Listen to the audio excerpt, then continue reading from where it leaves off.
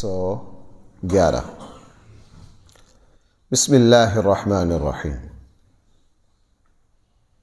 الحمد للہ رب العالمین والصلاة والسلام على سید الانبیاء والمرسلین وعلى آلہ واصحابہ اجمعین اما بعد فاعوذ باللہ من الشیطان الرجیم بسم اللہ الرحمن الرحیم وعنت الوجوہ للحی القیوم وقد خاب من حمل ظلما ومن يعمل من الصالحات وهو مؤمن فلا يخاف ظلما ولا هضما وكذلك أنزلناه قرآنا عربيا وصرفنا فيه من الوعيد لعلهم يتقون أو يحدث لهم ذكرا فتعالى الله الملك الحق ولا تعجل بالقرآن من قبل أن يقضى إليك وحيه وقل رب زدني علما صدق الله مولانا العظيم.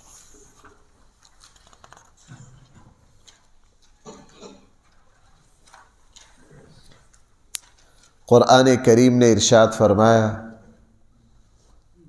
کل قیامت والے دن کے جو مناظر اور حالات تھے، جو مراحل تھے، قرآن نے ہمارے سامنے وہ رکھے.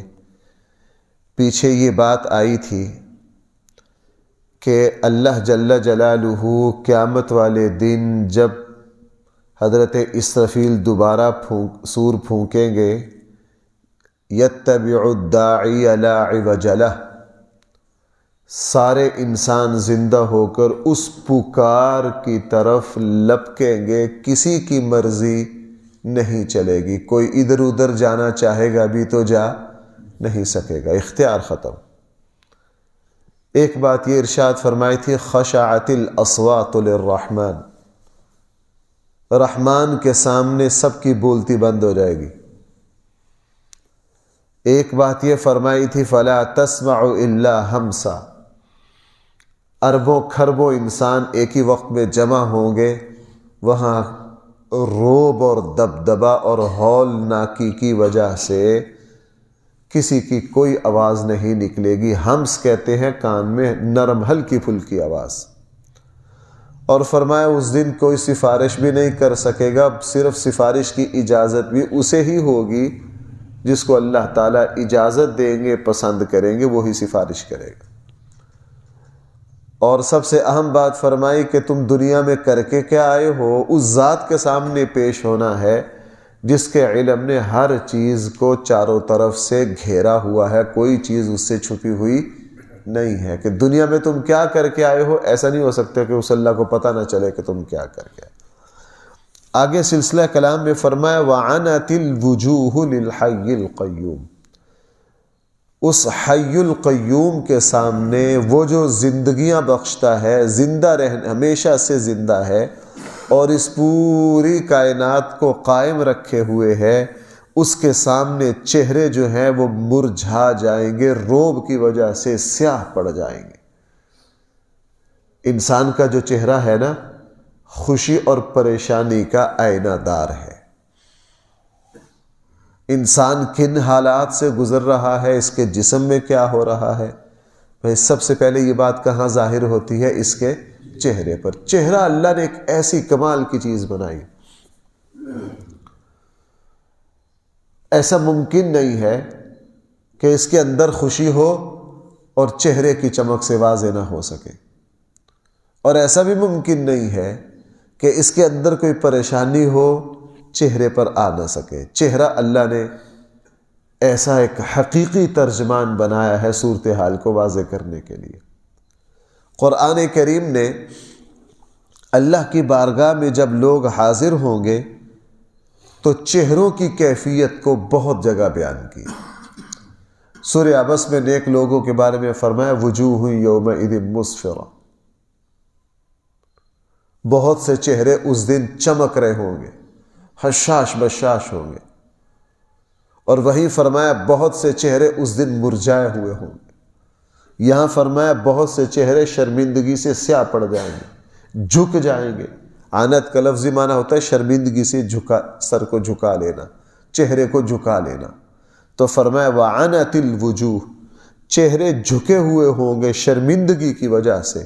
دوسری جگہ فرمایا مرجھائے ہوئے ہوں گے للحی القیوم، حی القیوم کے سامنے۔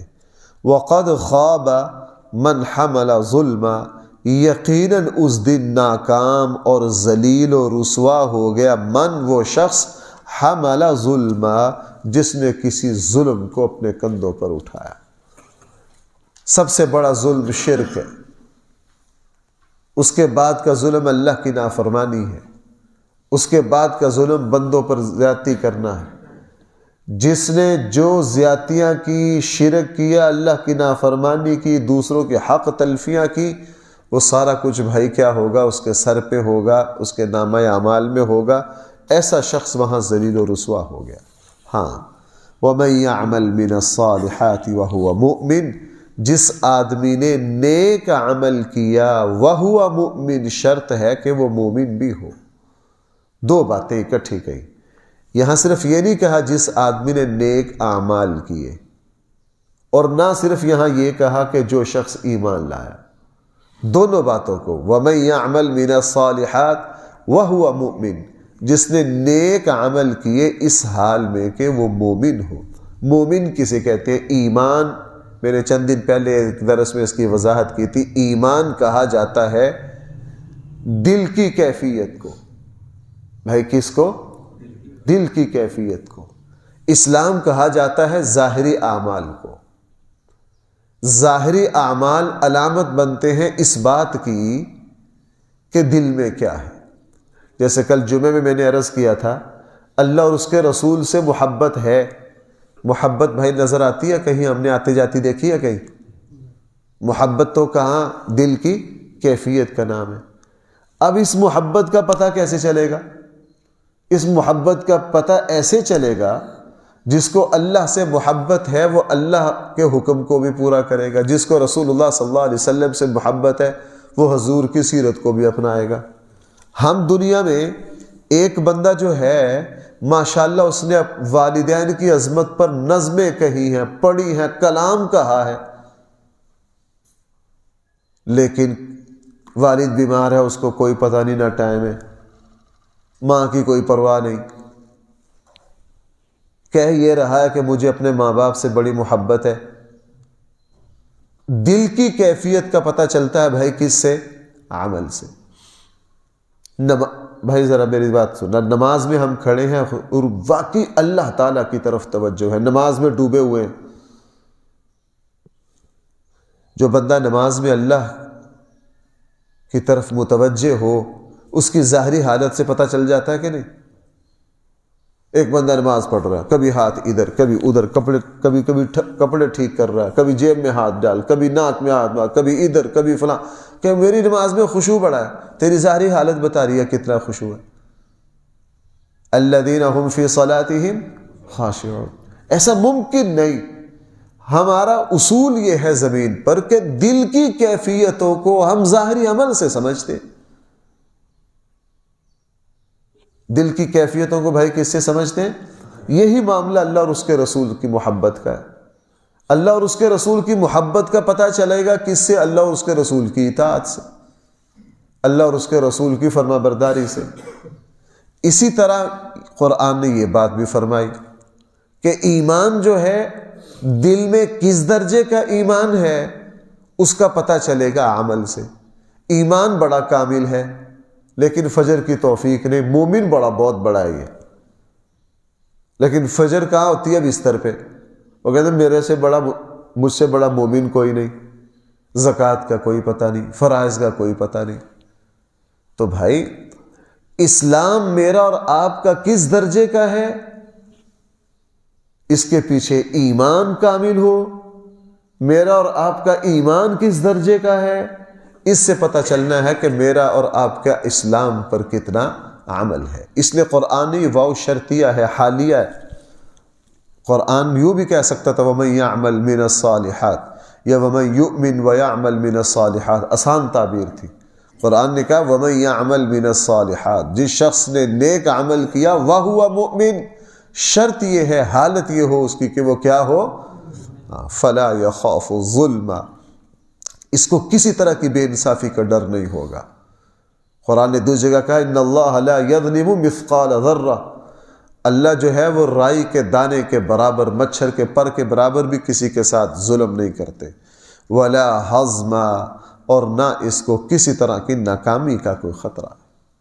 وَكَذَلِكَ أَنزَلْنَاهُ قُرْآنًا عَرَبِيًّا، اسی طرح ہم نے نازل کیا عربی قرآن کو، ہم نے قرآن کریم کو عربی میں اتارا۔ کیوں؟ جس ہستی پر اترا ہے وہ عربی تھی، سب سے پہلے یہ کلام جن لوگوں کے سامنے آنا تھا وہ عرب تھے،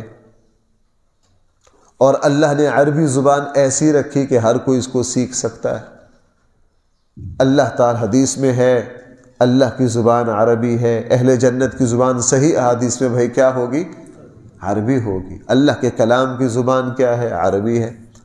وَصَرَّفْنَا فِيهِ مِنَ الْوَعِيدِ، اور ہم نے، یہ اصول ہے بھائی، نبی کی جو زبان ہوتی ہے اس پر وحی بھی اسی زبان میں آتی ہے۔ بھائی میری بات سن پا رہے ہیں؟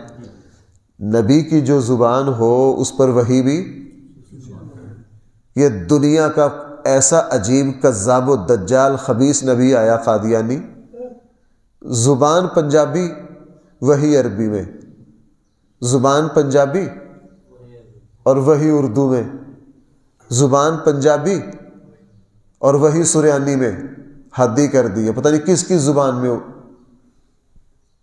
یہ بھی میرے اوپر وحی آئی ہے، یہ کیا ہے؟ اردو۔ یہ بھی میرے اوپر وحی آئی ہے، یہ کیا ہے؟ عربی۔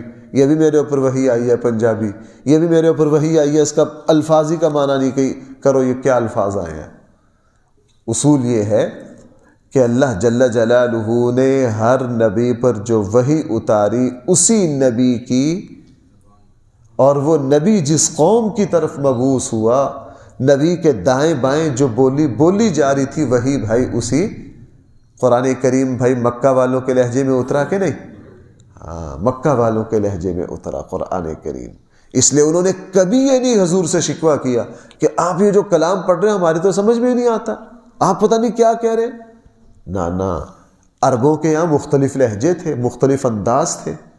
عرب قبائل کے جس طرح ہمارے یہاں پنجابی کے مختلف اسلوب ہیں، یہاں چلے جاؤ کچھ اور ہے، آپ تھوڑا سا سرگودا چلے جاؤ لہجہ کچھ اور ہوتا ہے، پنڈی چلے جاؤ لہجہ کچھ اور ہوتا ہے، ملتان چلے جاؤ لہجہ کچھ اور ہوتا ہے، لاہور والوں کا لہجہ کچھ اور ہے، اور فیصل آباد والوں کا انداز کچھ اور ہے۔ عربوں میں یہ بھی یہی تھا، لیکن اللہ جل جلالہ نے قرآن کریم اتارا خاص طور پر مکہ والوں کی زبان اور مکہ والوں کی لغت پر، اس پر اتارا۔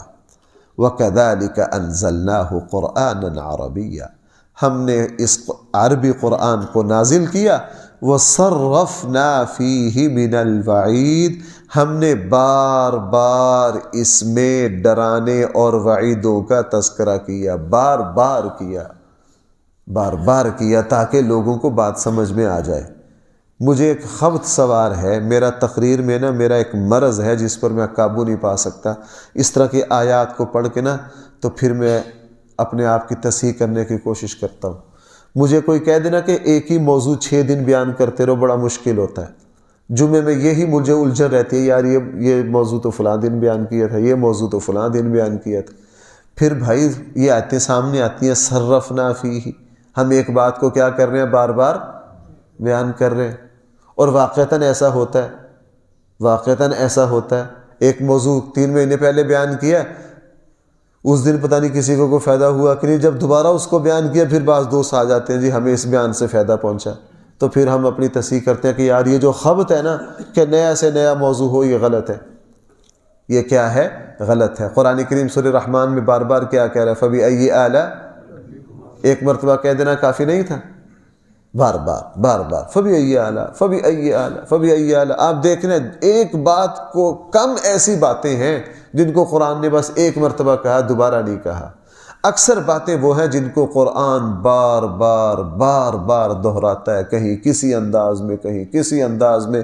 موسیٰ علیہ السلام کا واقعہ یہ یہاں ہے، آگے سورہ قصص میں پھر اسی طرح تفصیل سے آ رہا ہے، سورہ طٰہٰ میں تفصیل سے ہے، پہلے پارے میں تفصیل ہے، 10-12 جگہ قرآن اس واقعہ کو کیا کر رہا ہے؟ تفصیل سے بیان کر رہا ہے۔ وَصَرَّفْنَا فِيهِ مِنَ الْوَعِيدِ، ہم نے بار بار اس قرآن میں ڈرانے کی چیزیں، وعیدوں کا بار بار تذکرہ کیا۔ کیوں؟ لَعَلَّهُمْ يَتَّقُونَ، تاکہ لوگ اللہ سے ڈر جائیں، تقوی اختیار کریں۔ او يُحْدِثُ لَهُمْ ذِكْرًا، یا شاید ان کے لیے کوئی نصیحت پیدا ہو جائے۔ ایک مرتبہ بات سنی، اکثر ایسا ہوتا ہے، ایک حدیث پڑھی پہلی دفعہ، پھر پڑھی، نظر سے گزرتی رہی، بعد میں خود انسان پر کوئی ایسے حالات آئے جب دوبارہ اس حدیث کو پڑھا، پھر اس دن سمجھے اوہ اس حدیث میں تو میرے لیے بہت سبق ہے، اس حدیث میں تو میرے لیے کیا ہے؟ بہت سبق ہے۔ تو اس لیے قرآن کو بار بار پڑھنا، بار بار سننا، ایک ہی بات جو بار بار آئی ہے، مختلف حالات اور افراد کے اعتبار سے ہر جگہ کسی کے لیے کوئی نہ کوئی سبق۔ فَتَعَالَى اللَّهُ الْمَلِكُ الْحَقُّ، وہ اللہ کی جو ذات ہے، حقیقی بادشاہ وہی ہے۔ حقیقی بادشاہ کسے کہتے ہیں؟ جس کی حکومت ذاتی ہو، کسی نے دی نہ ہو۔